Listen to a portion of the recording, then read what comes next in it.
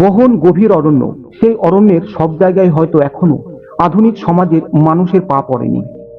সূর্যের আলো হয়তো বনের নিচে পৌঁছায়নি ঘন সবুজের আভ্যন্তরণ পেরিয়ে। দক্ষিণ আমেরিকার বিস্তীর্ণ অংশ ছড়িয়ে আছে এই প্রাচীন অরণ্য, যার নাম হলো আমাজন। গোটা মহাদেশ ছড়িয়ে আছে। ব্রাজিলের একটি বড় অংশ হয়ে পেরু, কলম্বিয়া, বিলিভিয়া, ভেনেজুয়েলা এবং দক্ষিণ আমেরিকার একাধিক দেশের উপর দিয়ে ছড়িয়ে বিস্তৃত এই আমাজন অরণ্য। বিশ্বের সবচেয়ে বড় বৃষ্টি অরণ্য ছিল এটি। বয়ে গেছে আমাজন নদী এবং আরও অসংখ্য ছোট নদী থেকে মাঝারি নদী। নদী ও অরণ্য নিয়ে এই আমাজন অববাহিকা জীব বৈচিত্র্যের বিপুল সমাহার। প্রকৃতির ভারসাম্য বজায় রাখার জন্য আমাজন প্রধান স্তম্ভ বললেও ভুল বলা হয় না। 6.7 মিলিয়ন বর্গ কিলোমিটার জুড়ে ছড়িয়ে রয়েছে এই অরণ্য।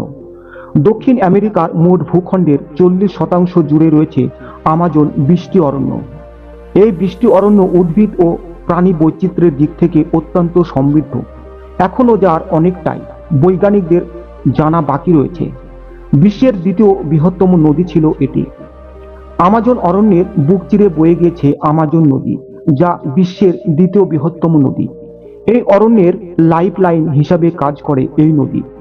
শুধুমাত্র মিষ্টি জলের জন্যই উৎস নয়, অরণ্য এবং সেখানকার জীব জগতের জন্য প্রয়োজনীয় পুষ্টিদ্রব্য সরবরাহের অন্যতম মাধ্যম ছিল এই নদী। আমাজন অববাহিকার একটি বিশেষত্ব রয়েছে। এই অববাহিকার জলের স্তর মরশুম অনুযায়ী ওঠানামা করে। এর উপর ভিত্তি করে নানা ধরনের জলাভূমি এলাকা গড়ে উঠেছে, যা আলাদা আলাদা ধরনের জীবের বাসস্থানের জন্য উপযুক্ত। আমাজন অরণ্য বিপুল সংখ্যক আদিবাসী জনগোষ্ঠীর বাসভূমিও বটে। প্রকৃতির সঙ্গে অদ্ভুত বোঝাপড়ার মাধ্যমে জীবন চালান এরা। সেভাবেই গড়ে উঠেছে এদের সংস্কৃতি। WWF এর তথ্য অনুযায়ী শুধুমাত্র খাবার জল, ওষুধ বা কাঠের জন্য আমাজনের অরণ্যের উপর মানুষ নির্ভরশীল এমন নয়। পরিবেশে ভারসাম্য বজায় রাখতেও এর গুরুত্ব অপরিসীম। 1500 থেকে 2000 মিলিয়ন টন কার্বন স্টোর বা কার্বন মজুত হয়েছে এই বৃষ্টি অরণ্যে। আমাজনের অরণ্য প্রতিদিন প্রায় 20 মিলিয়ন টন জল পরিবেশে ছাড়ে, যা ওই এলাকা তো বটেই, সারা বিশ্বে কার্বন চক্র ও জলচক্রের ভারসাম্য বজায় রাখার জন্য গুরুত্বপূর্ণ। এই অরণ্যে সবচেয়ে বেশি প্রজাতির প্রাইমেট বা বাদর জাতীয় প্রাণী থাকে, যা বিশ্বের জন্য কোথাও দেখা যায় না।